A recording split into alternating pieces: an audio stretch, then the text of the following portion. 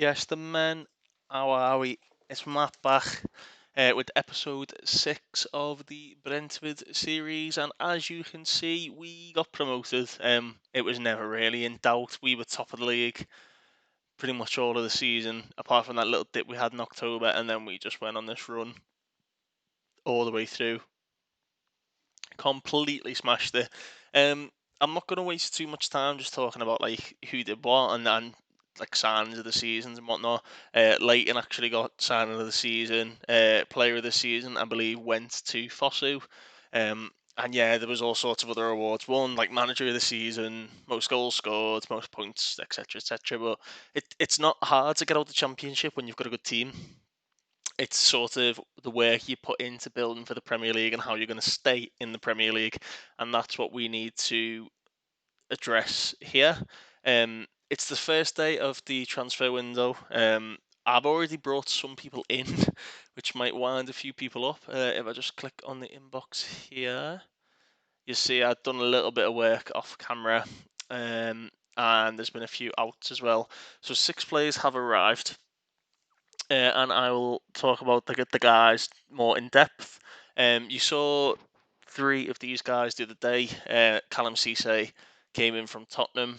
Odell Offia came in from Brighton, and Ethan Bennett, I believe, was Southampton. Just going to double check that now. Yeah, it was from Southampton. All these guys are coming to be in the under 23 squad, and hopefully we can develop them um, a little bit further and make them either decent squad players, or we can capitalise and get a bit of money for them. Bennett, you can see we're trading as a box to box. Odell Afia was the 5'3" guy that I shown in the last episode.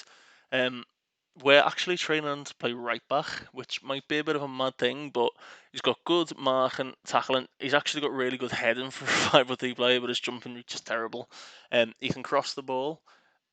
Dribbling's not great, but everything else is like decent for a fullback. If we just look at his stats as a fullback, it's all in like the high between 7 and 13, apart from like his physicals, which we knew were good anyway. So yeah, he's gone on that. He'll go in the mentoring group as well with Pinnock and Sorensen and whatnot, and hopefully he can improve potentially a right back for the future there. Callum Cisse, we're trading him as a libero on attack. We want him to be a ball playing defender. They've got him down as a midfielder. I don't think he's creative enough to do that, although he does have decent vision and passing. The fact his flair is a bit rubbish and whatnot, his leadership is off the ball, is a bit naff. We're training him as a libero on attack because that will sort of push all these up. And he's 6'2". I think he could actually be a really good centre back.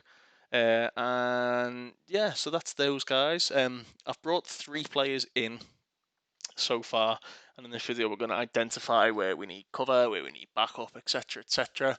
The first player that we brought in is Joe Rothwell. We brought him in from Blackburn Rovers. He came in for a fee of £200,000, and the reason for that was he plays. I think he's natural as a left winger, as in natural as a centre mid, but Blackburn played him pretty much exclusively out wide on the left there. If we look at his form, I think it will show it. Yeah, inside forward, it's only showing the last 5 games, but inside forward and Metzala. Um, can I see his stats from last season? Tremendous, we can. He only made 6 full appearances with 10 appearances off the bench. His XG was pretty much what it needed to be. His pass completion percentage was 87%. He created 5 chances in that time. Not playing many games. You can see he only failed 39 of his 274 passes. Other than that, he's actually very good at tackling. I think he's better tackling than Jensen, which was one of the main reasons we brought him in. Because I found a few times you can see he's a lot quicker than Jensen as well. Other than that, he's not. He doesn't look great on paper. Um, but he can play in a couple of different positions. He's very versatile, as I said there. There's an opportunity for retraining. I believe they want us to train him as a winger, but I'm going to keep him as like the centre mid. Um, he can still improve. He's resolute and he's very, very fast. Basically, as an attacking advanced playmaker, attribute-wise, he's very good. His anticipation's a little bit low, but that can be improved. But his traits, he runs the ball through the centre, he gets forward whenever possible, he looks for the pass rather than attempting to score, and he runs at the ball often. We want to train out dwells on ball, but he's on holiday at the minute, so we can't retrain that. We're doing the normal thing as a box-to-box midfielder because that does the most attributes-wise.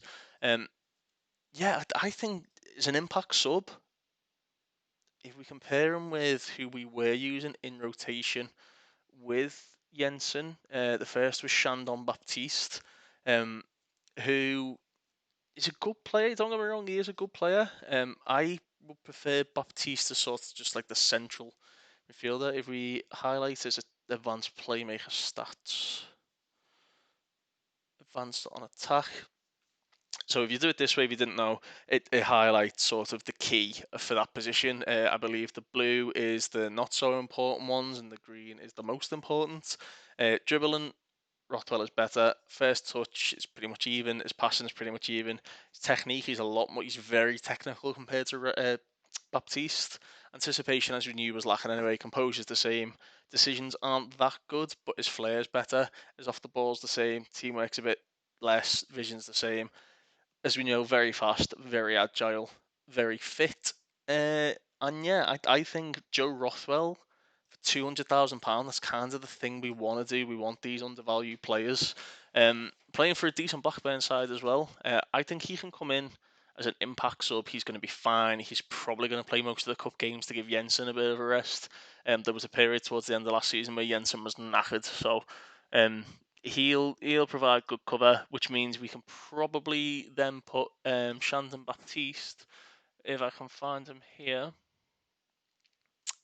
I'm really indifferent on what to do with him because he's okay. He's not great. He's okay. If we go back to the metrics and let's pop it by minutes. So Baptiste only played 1,126 minutes, which is actually okay. He was in rotation with Rosalev here. He was also in rotation with Matthias Jensen and Josh De Silva. So if we can just sort of keep a look at them. Shots per 90, he gets forward a little bit more than Rosalev and Jensen did, but obviously Jensen's played a lot more, so he's going to have a bit more in there. Passes completed, he's actually up there, 56.35 passes completed, which is great. He didn't really create any chances though, which is sort of why I'm tempted to come away from him as an advanced playmaker. Key pass wise, he's very, very good. Jensen takes our corners, which is why his key passes are higher. Interceptions, not great, which was surprising because he's actually quite good attribute-wise as a defender. Headers won, you'd expect him to win more because he's higher, but Roselev actually won more, and his tackle rate was a lot higher. To me, that's probably saying he's more of either a box-to-box, or we could go a little bit outside the box because he's got the comes deep to get ball trait. I'm tempted to retrain Shandon Baptiste to be our starting CDM. If we compare him with Jensen, not Jensen, sorry, Norgard. That's another difficult conversation that we need to have about Norgard. Apparently, he's in his prime years. That's all I can say. Look at this. The only thing that Norgard is better than Baptiste in statistically is his pass completion ratio. And if we were to go really, really detailed and drill it down, I can guarantee that a lot of Norgard's passes were shorter than Baptiste's. He dribbles more, he does everything. So with that being said, we're going to keep him as a box-to-box midfielder, but he is now going to be a DLP on defend. That sort of saves us a little bit of money in terms of going out and signing somebody new. We know that we've got Leighton Clarkson in there. So if let's get to Silver off, let's get Jensen off, let's get Rosalev off, and you can see I'm looking down here for Norgard because he's he's played some of the most games, but his stats wise he's not been fantastic, which is a nightmare. But if we compare the three, he's made just he's actually made more appearances. Actually, no, just under. He gets more shots off than the two, but he's playing more advanced. Passes completed, he can do it. He can definitely do it. More game time, he can be up there. Key passes, he makes more key passes than both men combined. Norgard with a 0.52 for key passes. That is shocking. Interceptions, Baptiste playing more advanced. He doesn't make as many interceptions as Norgard or Clarkson, so that would be, that would improve. Headers won. He's big. He's a big lad. He's going to win more headers, and his tackles are a lot higher than the pair of them. I think that's probably the good move to do. With the transfer window open, I'm having a little look at Norgard. I think we sell him. What I'm going to do is I'm going to try and show you live sort of what Lelujo put forward of how to capitalise getting the most for a player. So if we offer him out, keep it unspecified. We don't transfer list him because we don't want to piss him off. We're going to do that and just see if anyone comes in with an offer and do it that way. So there's one position that I think we needed to improve on. So we'll probably try and find somebody in that role, either a loanee or a very cheap player we can develop. But yeah, that's what we're going to do. We're going to get rid of Norgard. The next position we brought in was this guy. It was Fali Kande. He was wanted by like Tottenham, Arsenal, and Madrid, and I couldn't really see why. I don't know if it's going to show me his stats now, because we've signed him. No history. Can we see his history? Okay, so he was playing for Porto and SA in the Liga NOS. I don't think they finished very well. We want to look at the league table. Porto and SA. To be fair, ninth is decent. They're not a massive team. Oh, Sporting is shocking. Didn't notice that. Yeah, if we sort of drill down from what we can see as overall, he got 3 assists. His tackles per 90 minutes was quite high, 2.62. His passing completion wasn't great. His dribbles were quite good, shots on target, fouls against, and his average rating of 6.94. We paid a measly £400,000 for him. You can see his value's already higher at £1.2 million. Again, he's a fringe player. He's not expecting to play much, but he runs down the ball with the left and he gets forward whenever possible. If we compare just sort of that passing stat with the guys who were playing in the left back position. So it's Rico Henry. The other one was Dominic Thompson. And my guy, here he is, Liam Palmer. Interceptions per 90, that was one we saw before. 2.05 for Rico, who's considered our best. 2.47 for Palmer. 1.35 for Tomlinson, who's better in that respect. Tackles 1, tackle rate 70%, 76%, 92%. So he's actually better than Palmer and Dominic Thompson. Interceptions per 90, we knew he was better. Headers 1, there wasn't really anything on there. Passes completed, he's actually better than that as well. So to be honest with you, Fali Kande, fringe player. If we compare him with Thompson, because Thompson was the lesser. Dominic Thompson.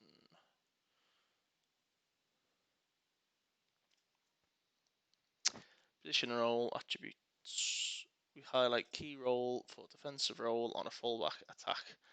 Attribute wise, his crossing's not as good and his dribbling's not as good. Sorry, his crossing's better, but his dribbling's not as good. First touch isn't great. Marking, passing, tackling, and technique are exactly the same. Composure and whatnot, it's close enough. His anticipation's actually better, which is good. His off the ball's a lot better than Thompson.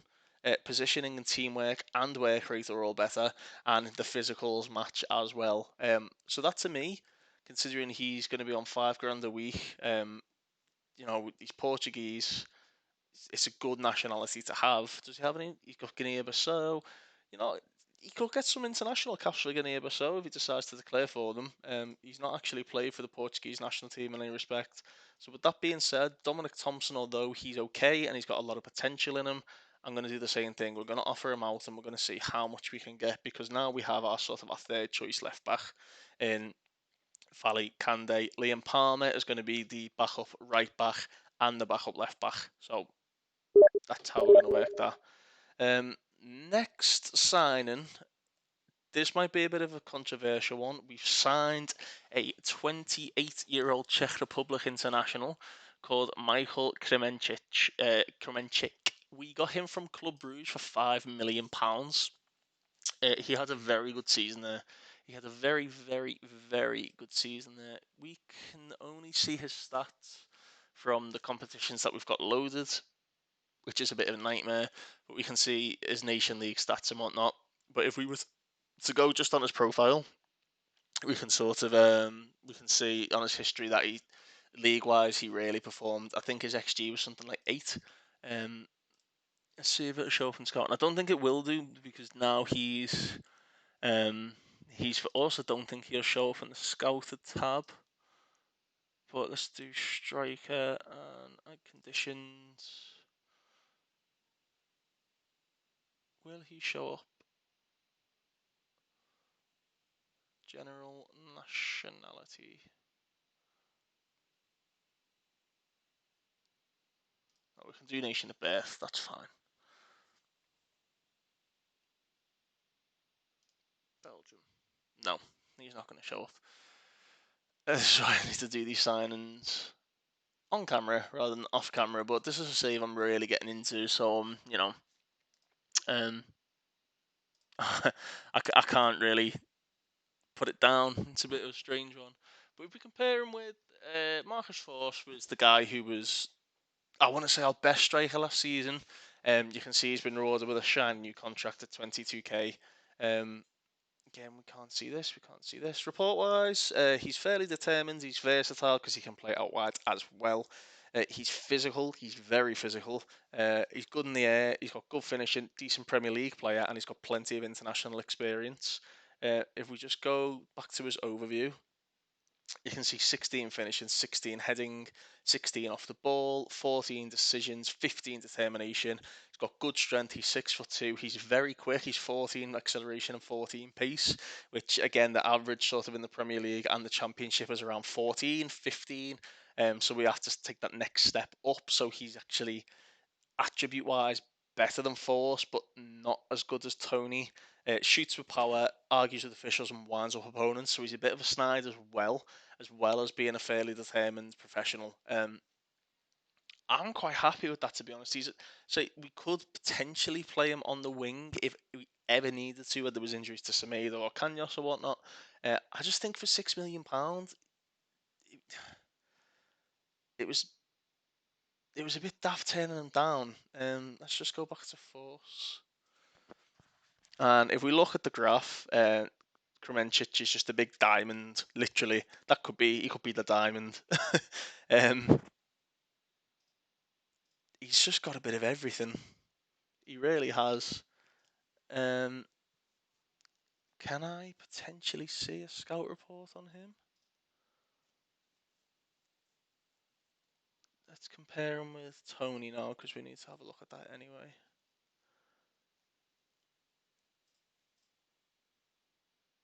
No, just as coach report, we can't see a scouting report.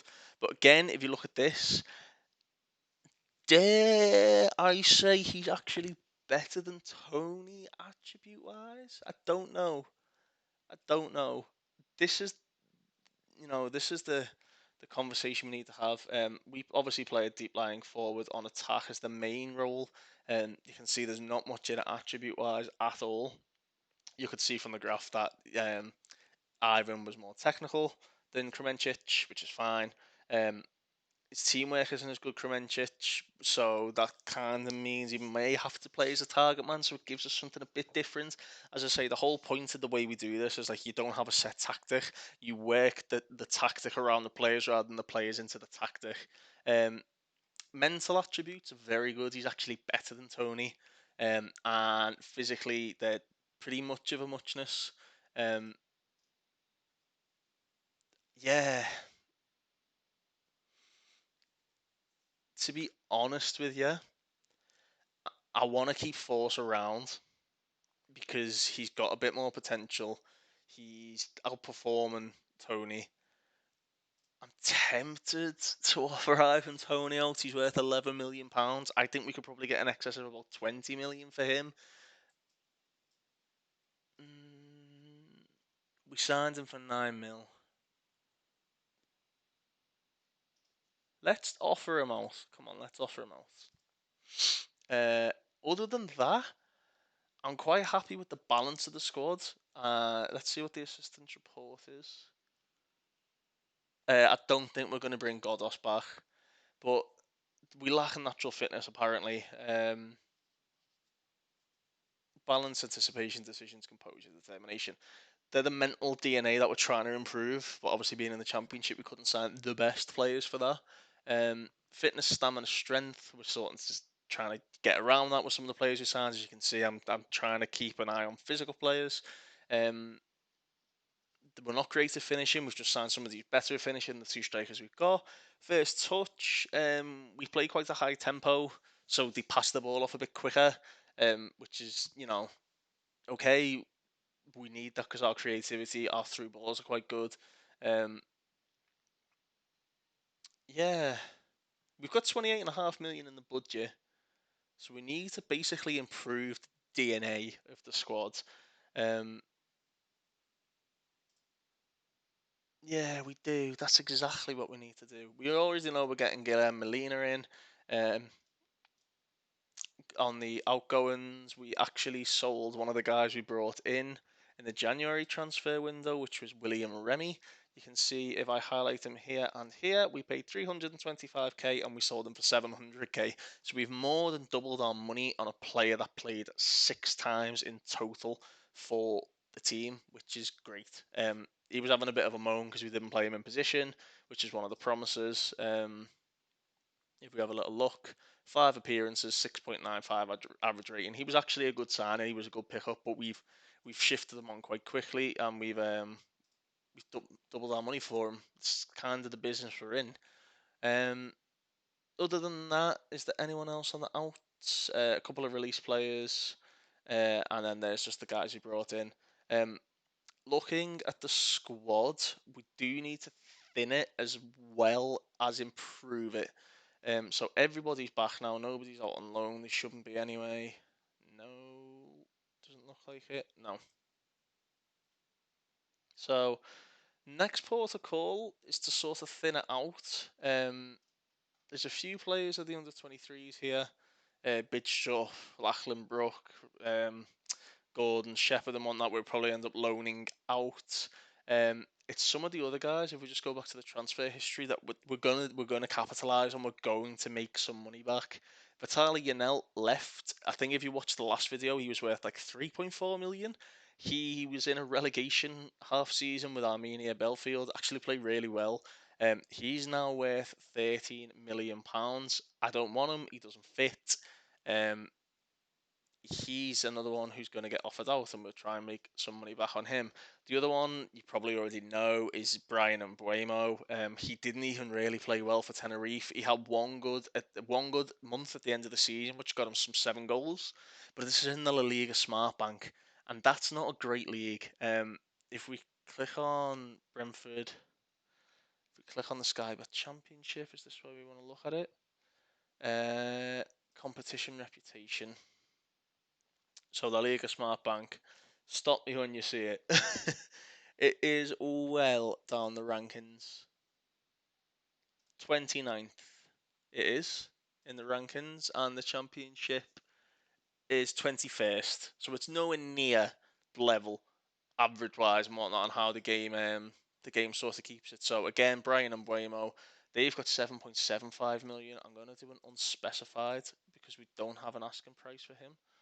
And then we're just going to skip it ahead. So I'm going to pause you there, and we're going to try and make some money back on the players that we don't need.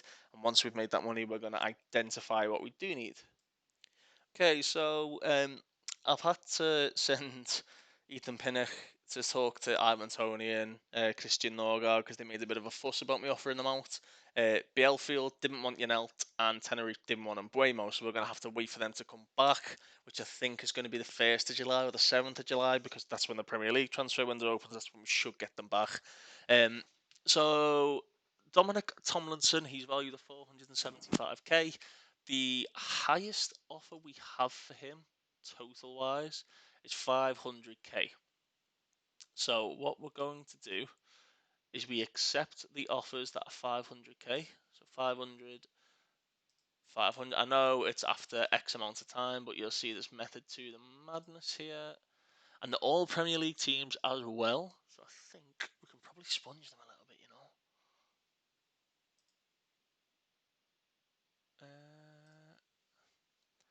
and then so 500k, yeah, and then reject all unresponded offers.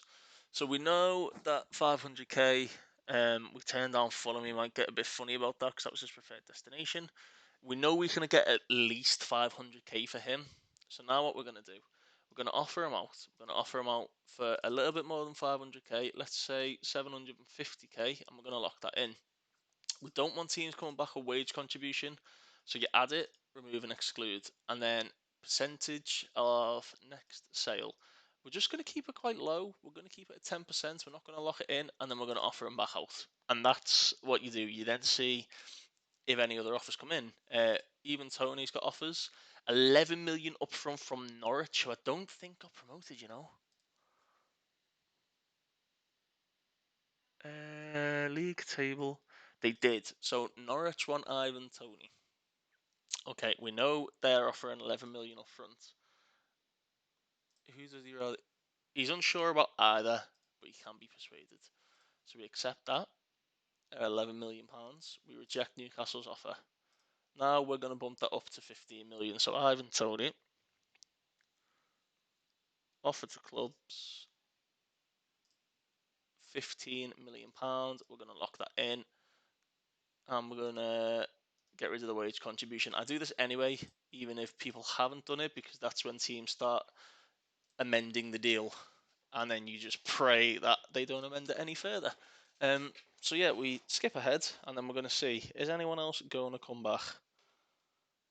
Is anybody else going to come back? I hope so. I really do hope so.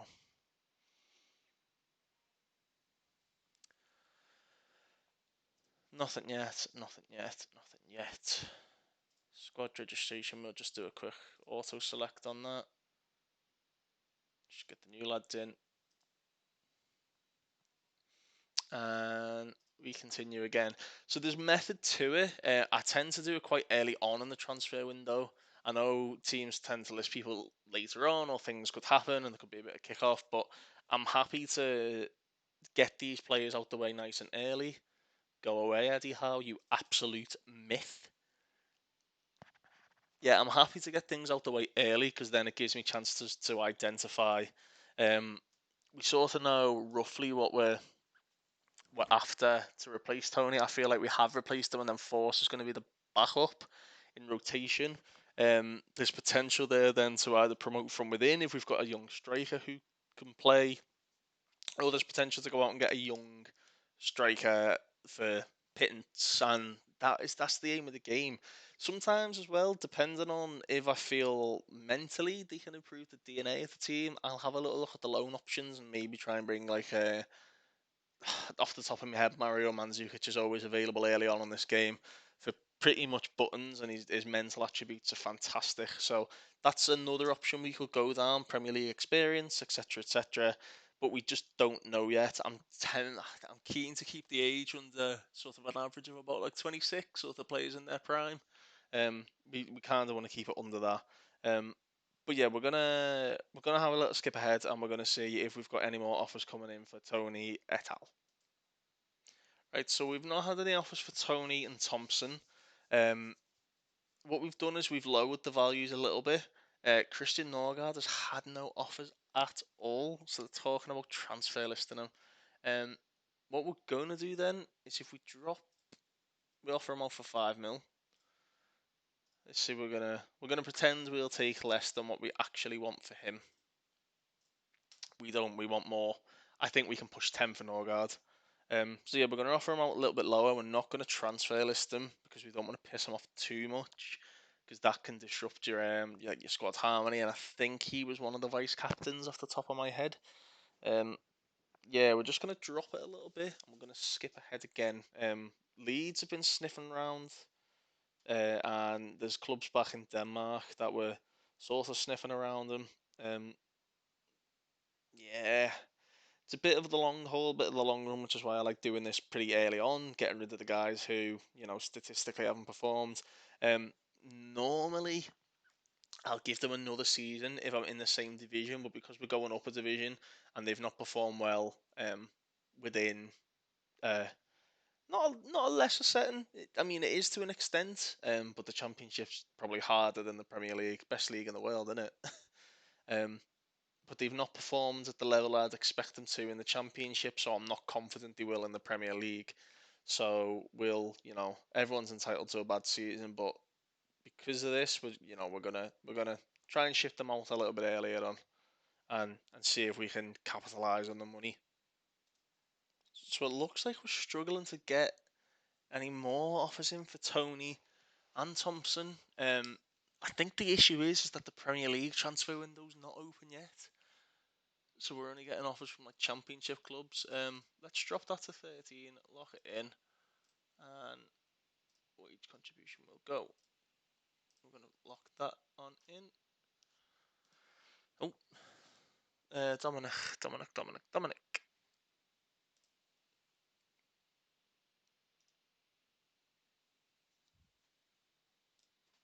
So I upped that to 650. Let's see if we can get 500 up front. I'll do it that way. You might have seen there as well. Philip Giles has made an offer for a centre midfielder from Ibar. He's made an offer for Edu Exposito, 24 years of age. Let's have a little look at him.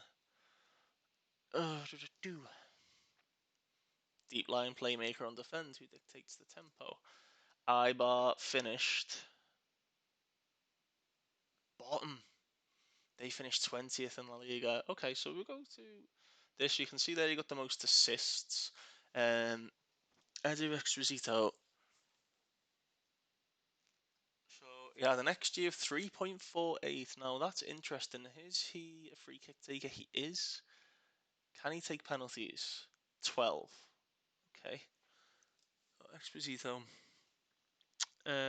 Key passes 24.2. Chance created of one, chance per 90. Key pass of that. Interceptions of that. Headers one. Nah. See, on the base of it, attribute wise, he looks good. And the fee's not that much considering he's worth like 8 mil. But if we compare him to Norgard, like, I think Norgard pretty much blows him up the water. And obviously we're trying to sell Norgard, so that's not what we do here. Yeah, Norgard shits on him.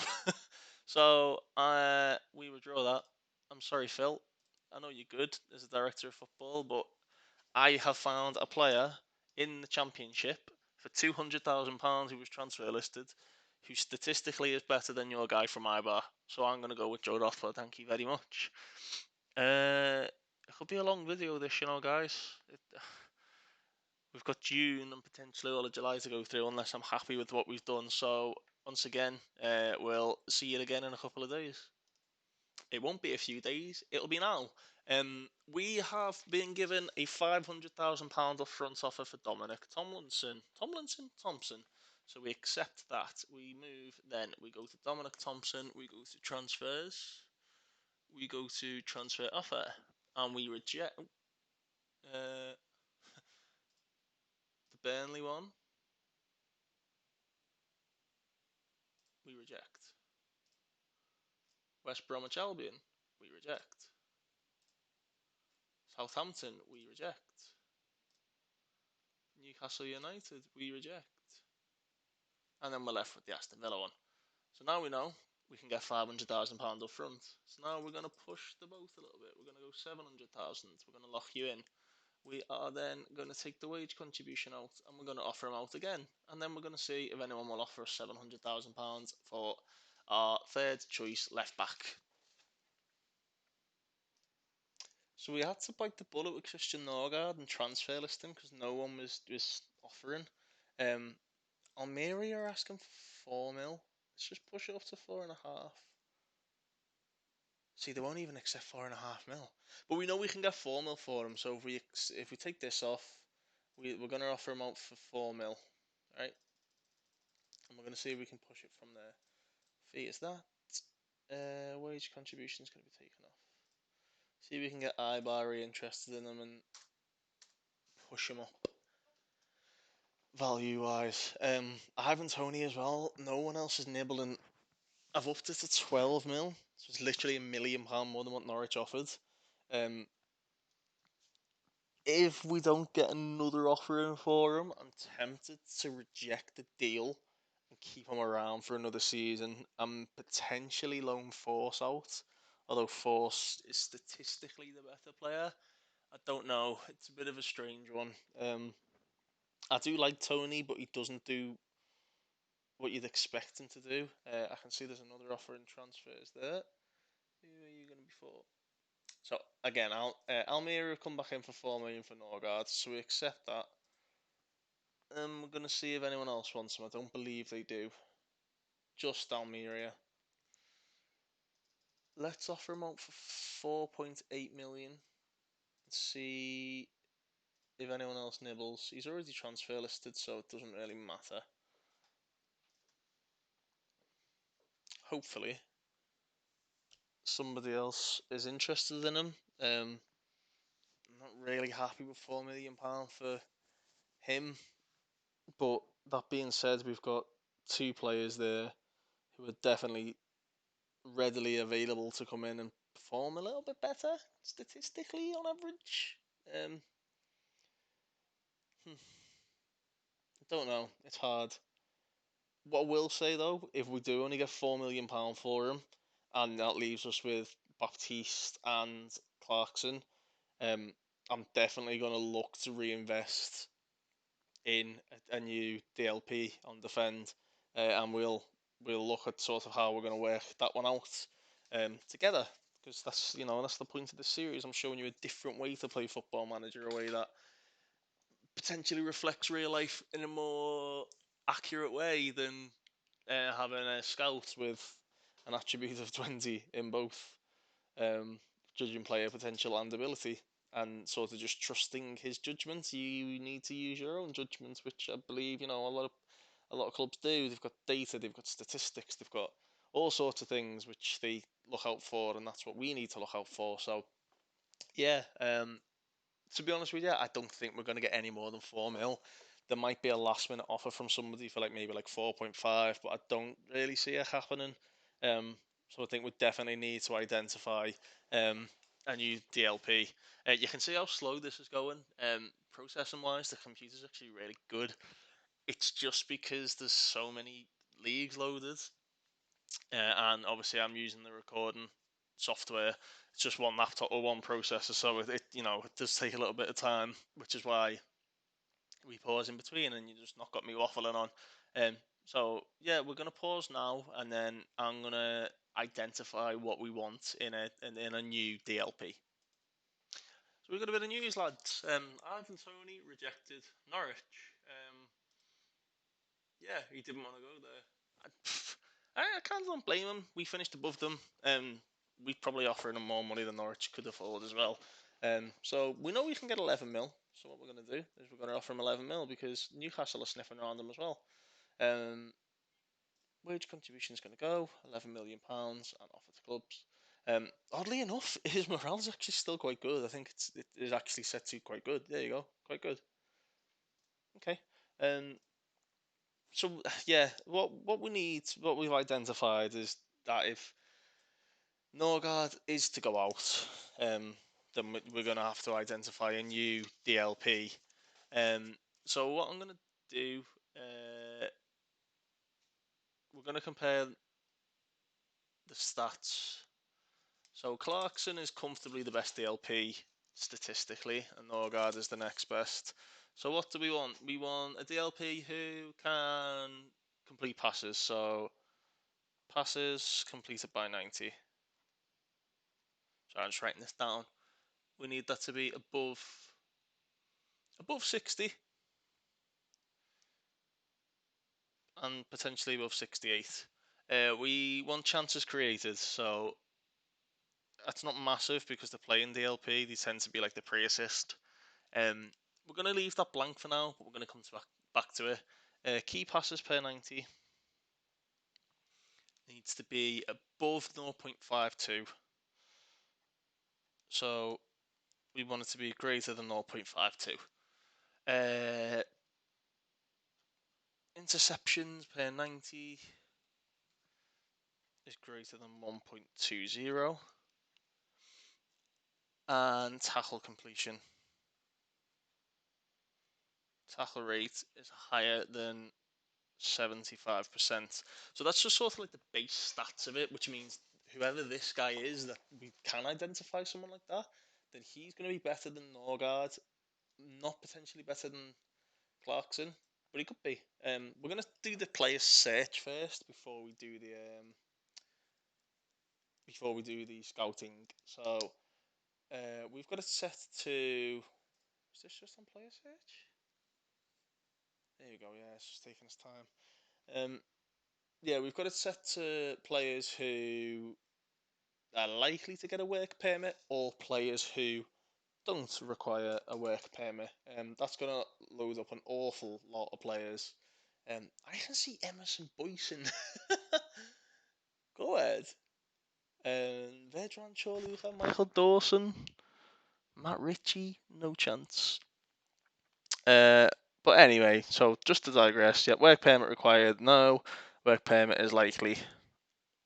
So they need to be able to play sort of anywhere within the midfield. Sort of anywhere between them.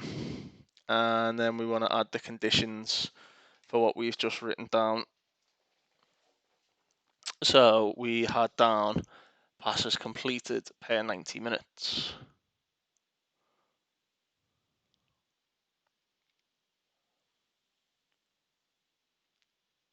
Sorry, it's taking its time. It's trying to process through these players as well as a processor going through in the background. Of like other teams populating their transfer lists and whatnot. So passes completed, we wanted it between 60 and 68. So what we want to do is we want the lower value to be 60.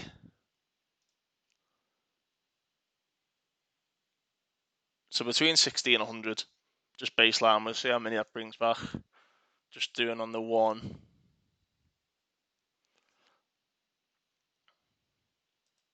So it's only brought me back guys in the championship. That is interesting. That's on player search as well. Should we untick work permit is required? See if it brings us any more.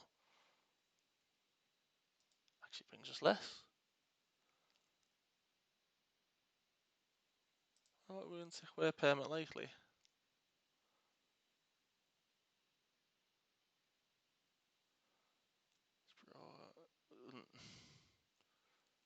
Well, that means the work permit required is a no, which means these guys can get a work permit. So, let's just do it. Let's just sort it by passes per 90, because that's the first sort of metric we looked at. There's an 18-year-old youth player here called Nicola Salvamini. Attribute-wise, is terrible. So, although we do look at stats, there's not enough statistical data to back him up, and his attributes are pretty shocking.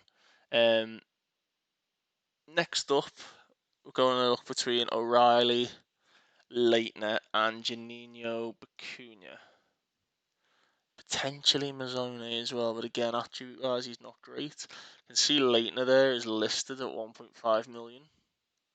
And Matt O'Reilly. Okay. So, passes completed per 90. O'Reilly is the highest. We also had on the chances created, but again, O'Reilly's up there. He's not played as many as Leitner. He's not actually completed one full game, O'Reilly, which is a bit. What else did we have on there? We had key passes per 90 for 3.69, a 2.12, and a 2.13. So Leitner to me standing out, Plays short, simple, comes deep to get the ball, dictates tempo, and he tries to play his way out of trouble. You know what, lads?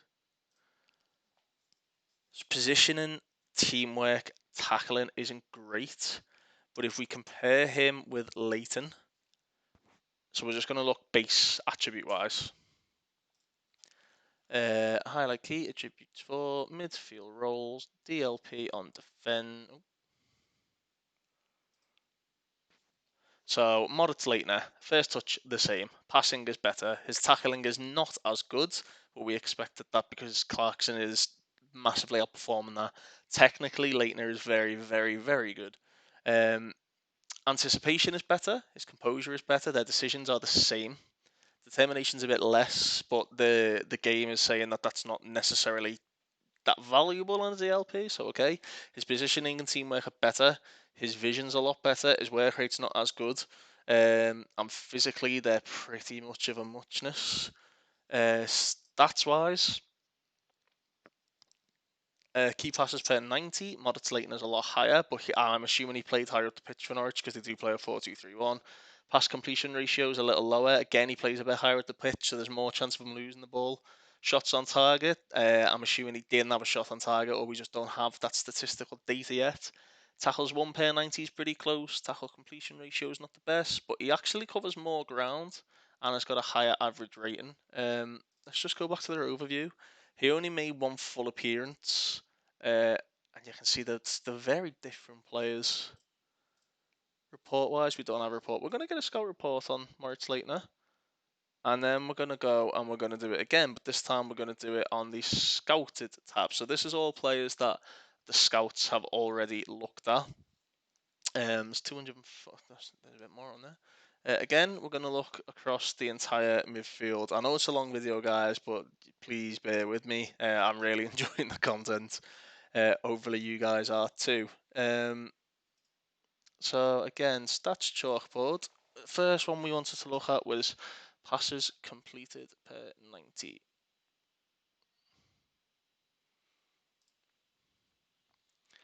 Is between 60 and 100.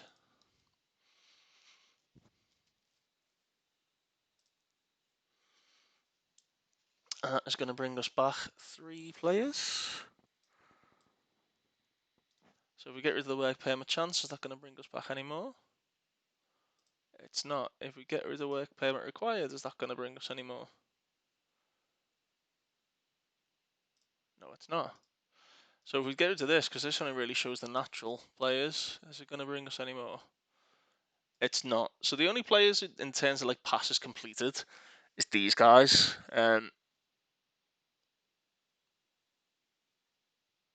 Lewis Cook's up there, listed for 6 mil, and Matty James. Yeah, I don't know. Minutes wise, these guys have played a lot more.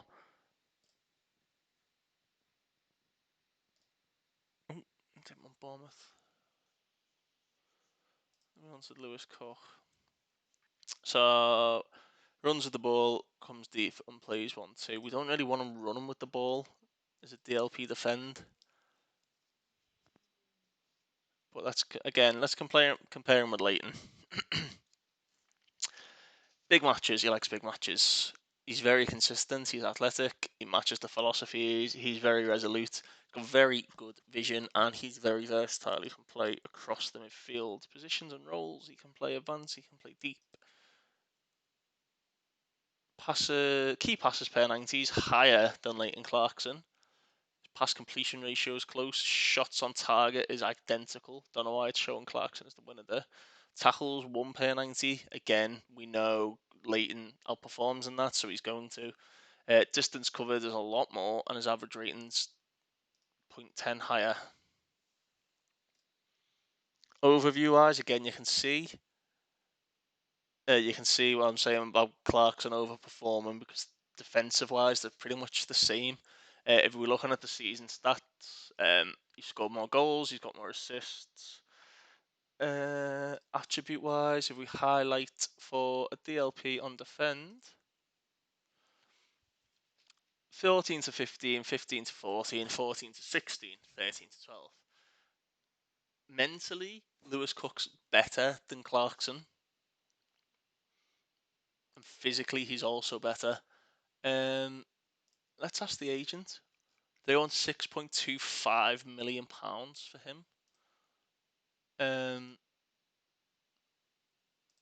Let's see if we can. Do you think he's valued at 10? Will you take 5 million? They'll take 5.25. And there's another one for you. This is quite cheeky, but if we had an international bonus of like £1 million, they tend to accept it.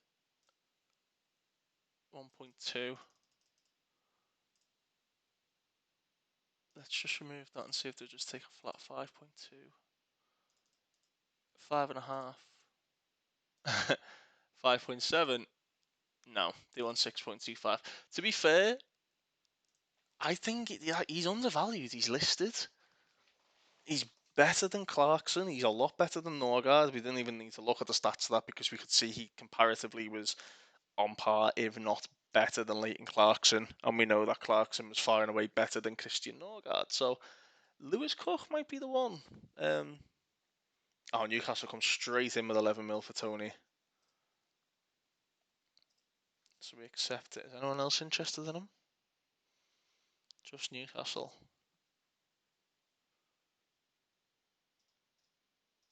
Let's drop it by a mil. Let's see if we can. Actually, no, to be fair, because we were offering him out unspecified. Let's do 13. See if we can get anyone else in. If no one else comes in at like 13 or 12, I think I might just cancel the Newcastle deal, and just keep Tony around. Going back to Newcastle, man. Does that mean that they get, because they've got like a sell on them, which was bought by Peterborough and then transferred on? I don't know. Maybe I don't know. Yeah, we'll pause it there. We're reaching the hour mark, so I don't want to go anywhere over an hour really. But I'm just going to pop you on hold, and we're going to see if we can get the Norgard deal over the line. If he goes for £4 million and we get that back into the club and we sign Lewis Cook for £6.25 million, that's good enough for me. It is good enough for me. So lads, Dominic Thompson is gone. He's gone to Aston Villa for £500,000. He was our third choice left back, and he wasn't as good as the third choice left back that we brought in, which was Falikande, who we signed for £400,000. So we're moneyballing this. Right, so Norgard is gone. £4 million, we're getting 3.9 million of it back, and he was on 20 grand a week. We've got Lewis Cook. They think he's gonna want about 30 grand, between 30 and 38. What's he currently on? He's on 35. If we can get him to accept 30, I am buzzing. Let's start the negotiation then. Regular starter, and he wants us to improve the midfield. Okay, we can accept that. I feel like we already have, but anyway. Again, you've seen me do this before. We have none of that. He's not having a minimum fee release clause or a relegation fee release clause. Will you accept 35k up front if we get rid of all that? You on 40. We'll drop you down to 36. 39. We'll go 37 and a higher signing on fee. And he's happy with that. And it's a 4-year deal for the 24-year-old. He's better than Norgard. We're paying £2.5 million more than him, which we've already got in the coffers there. Attribute wise, he's better, which isn't the best thing for us, but we can see it. He's better. Pretty much his physicals are a lot better, which the demand in the Premier League is a lot higher. Statistically, he's better, if not matching. He contributes more off the pitch as well. And the report, he's better. He's a lot better, in fact. And yeah, 5 years younger, better player. Happy days, lads. So that's you've just seen how we identify, how we scout, how we come to the decisions that we have been making, how we come to the decision in January to bring in like Semedo as the backup to Fosu, and Alakosh as the new right back for Dalsgaard, and a few other guys like Remy who came in as backup. Centre back wise, who we've then shifted on for more money. Like it, people think FM's pretty much Wonderkids, Youth Academy, buying them Brazilian and Argentine regions for really cheap and selling them on, but it doesn't matter. That's the best thing about this game is you can play it however you want. If you want to go sign a 34-year-old, do it. If it suits what you want to do, I'm just showing you there's a different way of doing it. Um, you know, net spend wise, there like there's like 2.5 million in it. Um, yeah, I think that's really, that's a really good, just a really good way of playing the game there. We've got someone who's younger, he's better, he's fitter. Statistically, he's better. It's a good thing. You see there, I've just rejected the deal for Tony because if no one's going to offer us more than 11 million for him, we're going to keep him around. Potentially loan fours out, or maybe even rotate between the three. We don't know, but yeah, it's just a different way of thinking about it, boys. If you want to do it, do it. Um, we're making the club money. We're improving the squad. We're not just going out and signing regens and Wonderkids and whatnot. Like there's the norm. We're trying to break the norm of it and prove it can be done. Well, that's the end of that episode, boys. You can see just in the top right there, pre-season's just around the corner. So we're going to get everybody in. We're going to get everybody fit, and hopefully we have a good crack at the Premier League this season. Um, we've got a net spend of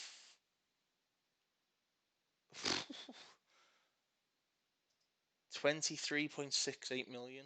And we're going to receive 6.5. So if we were to sell Tony, we probably would get, we will get that money back. We'd recoup that. But I think we need to keep him around just based on the fact that there's no offers. If we could have pushed it up for 20, that would have been fine. We want to send Roselev out on loan. No one really seems to want to. Will Midtjylland take him? He'd be on the verge of a first team place. So we'll do it for 6 months. And we'll take that. Um, yeah, but as any Bernardo from Brighton, that's definitely a no. Oh, 37 appearances. No, we've got a left back. We don't need him. Good player, though. Can he play centre back? Nah, he can, but no. That being said, though, we're on about undervalued players, 1.29 million.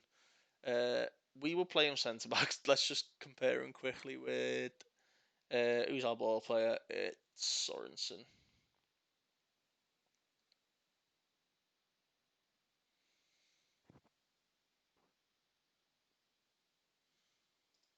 Madsbek Sorensen.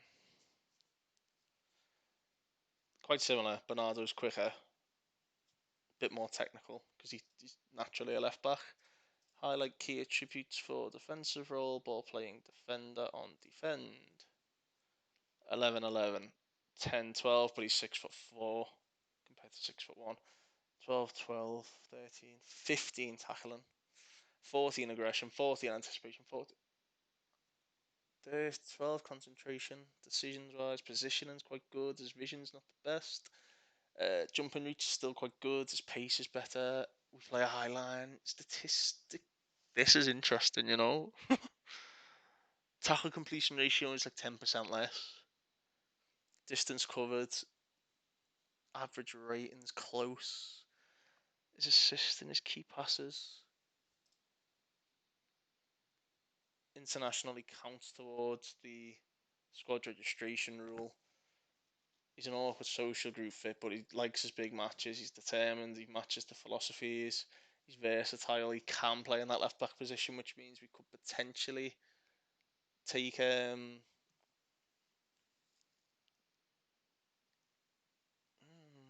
don't know how much did he offer. 1.9.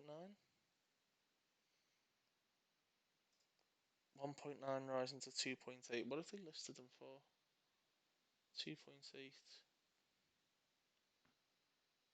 Would you take 1 million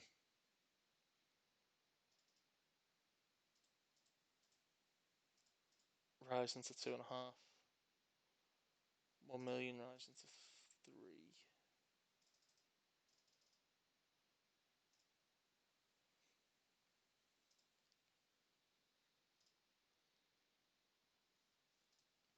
let's make it and let's see contract wise what he wants. But this is why, I'm quite glad this happened there. But this is why we have Philip Giles making offers for people, because he can every now and again, pick out a little gem like that. But yeah, we are going to leave it there. Next time we see it, hopefully I'll have done the pre-season, and we'll have a better understanding of tactically how we're going to approach. We're going to let Roselev go out there.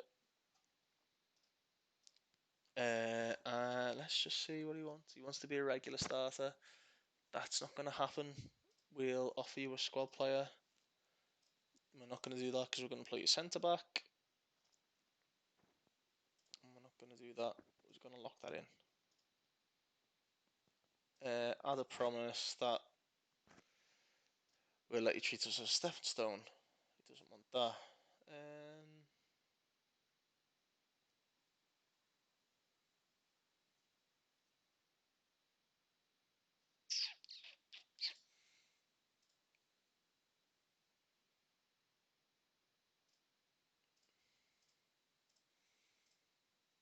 Okay, let's pop into reg starter. Let's just see how much money he wants.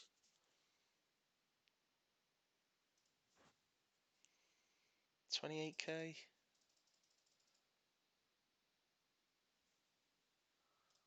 He's currently on 27, so he wanted a bit more. But you ain't getting these bonuses at me, mate. And you're not getting a relegation release clause either. 23 and a half, you want 31. Meet me at 26 and a half, you want 29. Let's meet at 27. My G. Okay. Okay. So basically, all we'd have to do is get a bit of a loyalty bonus, which is a bit annoying. But the transfer itself is 1.9 million up front.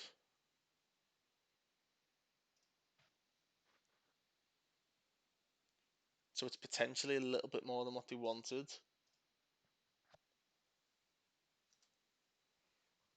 But he could do the business, which means we could, potentially loan out.